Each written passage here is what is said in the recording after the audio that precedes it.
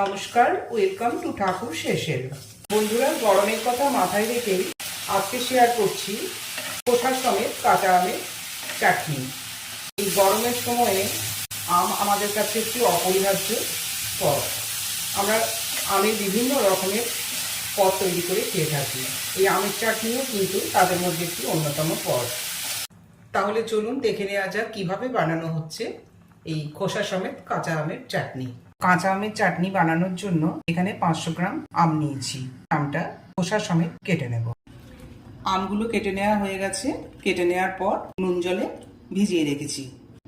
নুন জলে ভিজিয়ে রাখলে আমের গায়ে যে একটা কালো মতো কষ হয়ে যায় কাটার পর, সেটা আর থাকবে না। 10 মিনিট ভিজিয়ে রাখার পর ভালো করে জল দিয়ে ধুয়ে নেব। আমগুলো পরিষ্কার করে ধুয়ে নেওয়া হয়ে গেছে। এবার চলে যাচ্ছি পরের স্টেপে। আমি একটা মশলা বানিয়ে নিচ্ছি। দিয়ে দিলাম কয়েকটা গোটা লাল লঙ্কা, 1 চা চামচ সাদা জিরে, 1 চা চামচ মৌরি, 1 চা চামচ কালো সর্ষে। এই মশলাটা ড্রাই রোস্ট করে নেব। তবে খুব বেশি ভাজার দরকার নেই, তাহলে কিন্তু তিতো হয়ে যাবে। একটু লালচে রং ধরলেই নামিয়ে নেব। এটা রং ধরে গেছে। এবার গরম কড়াইয়ে থাকতে থাকতেই আরেকটু হয়ে যাবে। এখন এটা নামিয়ে নিচ্ছি। গ্যাসে কড়াই বসিয়েছি। দিয়ে দিচ্ছি পরিমাণ মতো সর্ষের তেল, 1/2 চা চামচ কালো সর্ষে, গোটা লাল লঙ্কা। ফোড়ন রেডি হয়ে গেছে। দিয়ে দিচ্ছি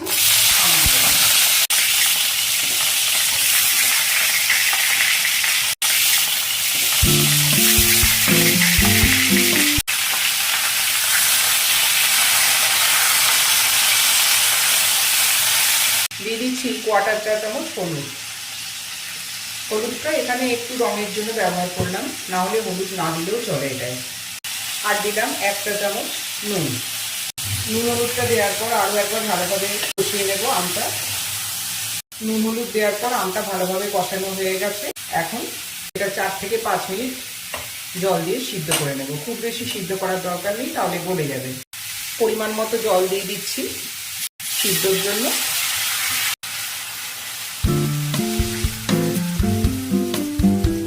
গ্যাসের ফ্লেমটা করে দিলাম হাইতে, মানে আমটা সিদ্ধ হবে কিন্তু গলে যাবে না, সেইভাবে আমটাকে সিদ্ধ করতে হবে। ঢাকা দিয়ে দিচ্ছি। 4 মিনিট পর আমি ঢাকাটা খুলে দেখে নিচ্ছি। আমটা কিন্তু সিদ্ধ হয়ে গেছে। এর থেকে বেশি সিদ্ধ হতে দেওয়া যাবে না, তাহলে একদম গলে যাবে। এখন দিয়ে দিচ্ছি 1 কাপ চিনি। এই আম কতটা টক তার উপরেই নির্ভর করছে কিন্তু চিনি দেওয়ার পরিমাণটা। চিনিটা দেওয়ার পর ভালোভাবে মিশিয়ে নেব। আরো 2 মিনিট মতো এটা হাই ফ্লেমে আমি ফুটতে দিয়ে দিচ্ছি। এর মধ্যে চিনিটাও গলে যাবে। তারপর বাকি যে মশলাটা আছে সেটাও এর মধ্যে দিয়ে দেব। 2 মিনিট হয়ে গেছে চিনি দেওয়ার পর, চিনিটাও গলে গেছে। এরপর আমি দিয়ে দেব ভাজা মশলাটা। মশলাটা আমি আগে থেকে তৈরি করে রাখলাম, সেই মশলাটাই এখন দেব। তবে পরিমাণ মতো দেব, এতটা দেব না, 1 চা চামচ দেব। এটা স্ট্যান্ডিং টাইমে 2 মিনিট রেখে দেব। আর গ্যাসটাও অফ করে দিচ্ছি। দিয়ে দিচ্ছি 2 মিনিট পর এই ঢাকাটা খুলে নেব। স্ট্যান্ডিং টাইম 2 মিনিট হয়ে গেছে। এটা খুলে দিচ্ছি। খোসা সমেত কাঁচা আমের চাটনি একেবারে রেডি হয়ে গেছে। এবার এটা প্লেটে পরিবেশন করে দিচ্ছি।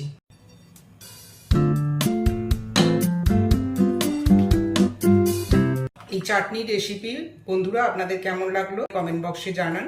আপনারাও বাড়িতে এইভাবে বানান, দেখবেন খোসা সমেত আমের চাটনি খেতে খুবই ভালো লাগে। আমের চাটনি প্লেটে পরিবেশন করে দিলাম। আজকে এই পর্যন্তই বন্ধুরা। তাহলে দেখা হবে আবার অন্য কোনো রেসিপি নিয়ে। নমস্কার।